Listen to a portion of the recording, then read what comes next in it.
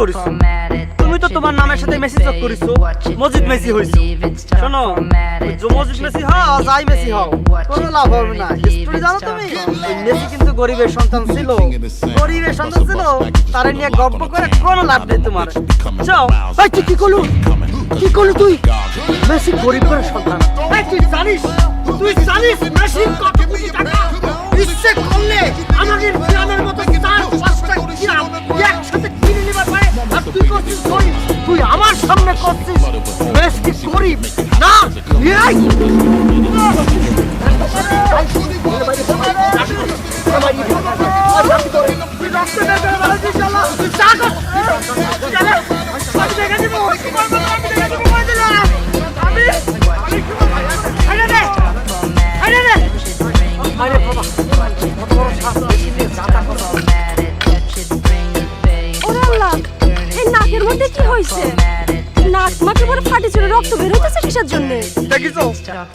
তোমার বড় ভাই মজিদ মেসি আমার নাকে ঘুষি মেরে নাক কাট ফাটায় ফেলা দিয়েছে একদম।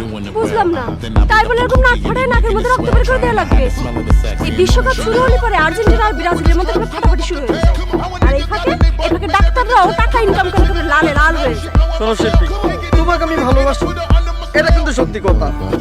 তোমার বড় ভাই ওই মেসিকে আমি ছাড়বো না, কথা কেন তুমি মনে রেখে করে দিলাম। এই লক্ষ্য করো, বড় ভাইয়ের হাতে নাকে ঘুষি খায়া নাক মুখ করে ফাটায় আইছো, আবার কইতেছো তার তুমি দেখে লইবা? লজ্জা করে না? খালি তোমার কথা ভেবে, তোমাকে যে ভালোবাসি এই জন্যই আমি কিচ্ছু করি না।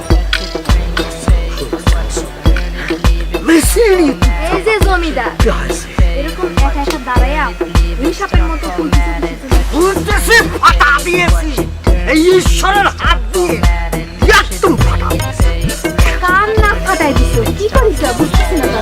তোমার বড় ভাই নসুনেই মারের একদম নাক ফাটা দিয়েছি, ব্লাড বার করে দিয়েছি। তার মানে তুমি আমার সমানে নাক ফাটাই দিছো? এই লক্ষ্য